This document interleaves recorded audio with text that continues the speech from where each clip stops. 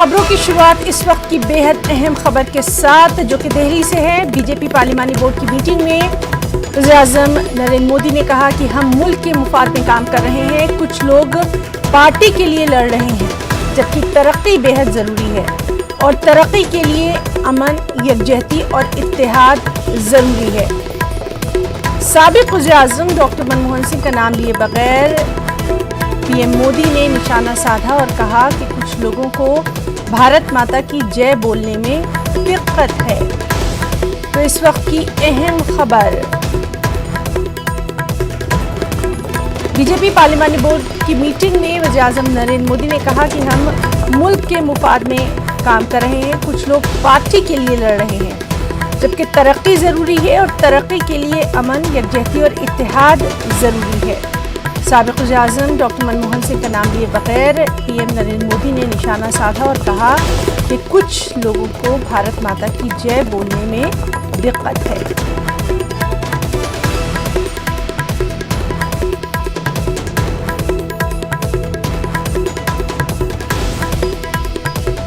और चलिए सीधे रुख करेंगे हमारे रिपोर्टर विनीत का। विनीत, आपसे जानना चाहेंगे, जो बीजेपी पार्लिमानी बोर्ड की अहम मीटिंग हुई है उसमें क्या कुछ अभी तक निकलकर सामने आया? आज ये निश्चित तौर पर हिना मैं आपको बताना चाहूंगा कि जिस तरह से बीजेपी पार्लियामेंट्री पार्टी की बैठक हुई, इसमें प्रधानमंत्री नरेंद्र मोदी का संबोधन हुआ और नरेंद्र मोदी ने साफ तौर पर कहा कि देश के विकास के लिए सबसे जरूरी है शांति होनी चाहिए, अमन होना चाहिए और उन्होंने इसके लिए सभी दलों से अपील की। इसके साथ ही साथ मैं आपको बताना चाहूंगा कि जब बीजेपी में सांसदों को पीएम नरेंद्र मोदी संबोधित कर रहे थे, उन्होंने साफ तौर पर कहा कि उनके लिए और उनकी पार्टी के लिए, बीजेपी के लिए नेशन फर्स्ट, जैसा कि बीजेपी लगातार कहते रही है कि राष्ट्रहित सर्वोपरि है और कुछ ऐसी पार्टियां हैं जो चाहती हैं कि राष्ट्रहित से ऊपर दलहित जरूरी है, व्यक्ति हित जरूरी है। कुछ पार्टियों के लिए ऐसा है, लेकिन जैसा कि उन्होंने साफ तौर पे कहा कि बीजेपी के लिए और प्रधानमंत्री नरेंद्र मोदी खुद के लिए भी, जो एनडीए की सरकार है उसके लिए सबसे जरूरी जो है और सबसे सर्वोपरि जो है वो राष्ट्रहित सर्वोपरि है। इसके साथ ही साथ उन्होंने कहीं ना कहीं दिल्ली हिंसा पर की चर्चा करते हुए कहा कि अमन ज्यादा जरूरी है, विकास के लिए अमन ज्यादा जरूरी है और जिस तरह से वो देश के विकास या जीडीपी ग्रोथ रेट की वो लगातार बात करते रहे हैं, उसे बढ़ाने की बात कर रहे हैं और विकसित देश की श्रेणी में लाने की बात कर रहे हैं, उसके लिए उन्होंने साफ तौर पर कहा कि अमन जो है, अमन में सबसे ज्यादा जरूरी है, देश में अमन रहेगा तभी विकास आएगा। इसके साथ ही साथ मैं आपको बताना चाहूंगा कि कुछ लोगों ने पर भी उन्होंने पूर्व प्रधानमंत्री मनमोहन सिंह पर भी निशाना साधा और जिस तरह से कहा कि एक मीटिंग में कांग्रेस के कुछ सांसद उठ करके चले गए थे, भारत माता की जय कहने में उन्हें दिक्कत हो रही थी, तो कहीं ना कहीं उनका साफ तौर पर इशारा जो है वो विपक्षी पार्टियों पर भी था और उन्होंने विपक्षी पार्टियों पर भी कहीं ना कहीं उंगली उठाई और कहा कि भारत माता की जय बोलने में भी उन्हें परेशानी आती है, दिक्कत आती है। तो साफ तौर पर पीएम नरेंद्र मोदी कह रहे हैं कि एक और जहां बीजेपी है, एनडीए की सरकार है, उनके लिए सबसे ऊपर राष्ट्रहित है और दूसरी ऐसी पार्टियां हैं जो कहीं ना कहीं अपने परिवार तक सीमित है और उनके लिए दलहित जो है वो सबसे सर्वोपरि है। जी विनीत, अब से कुछ ही देर बाद पार्लियामेंट की कार्रवाई भी शुरू होने वाली है और इसके भी पूरी तरह से हंगामाखेज होने के आसार नजर आ रहे हैं।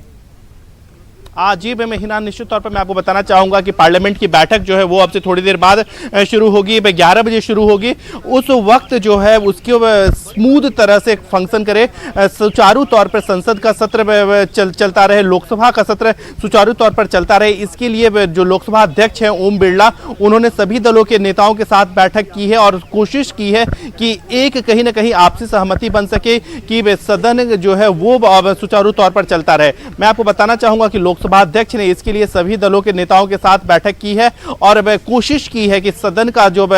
जो है, लोकसभा जो है वो सुचारू तौर पर चलता रहे। इसके साथ ही साथ मैं आपको हिना यह भी बताना चाहूंगा कि कल जैसा कि जब लोकसभा को 4 बार स्थगित करना पड़ा था और राज्यसभा को 2 बार स्थगित करना पड़ा था और दोनों ही सदनों में कुछ भी कामकाज नहीं हुआ था और उसके बाद जब लोकसभा को चौथी बार स्थगित करके अनिश्चित के लिए कल एक पूरे दिन के लिए स्थगित कर दिया गया था, उस वक्त लोकसभा अध्यक्ष ओम बिरला ने नाराजगी जताई थी और साफ तौर पे कहा था कि वो चाहते हैं कि सदन का सत्र जो है वो सुचारू तौर पर चले, फंक्शन स्मूथ हो, अधिक से अधिक बिजनेस हो सके, ताकि जो संसद का काम जो है वो कानून बनाना, विभिन्न विषयों पर चर्चा करना वो हो सके, और इसके लिए वो लगातार कोशिश करते रहेंगे। और इसी कड़ी में आज उन्होंने बैठक की है, सभी दलों के नेताओं के साथ बैठक की है, और जब 11 बजे संसद का सत्र जो है वो शुरू हो गया है तो वो पूरी तरह से कोशिश करेंगे कि लोकसभा का जो सत्र है वो सुचारू तौर पर चलता रहे। और विनीत, इस सब के बीच में सबसे अहम खबर जो है वो ये भी है कि आज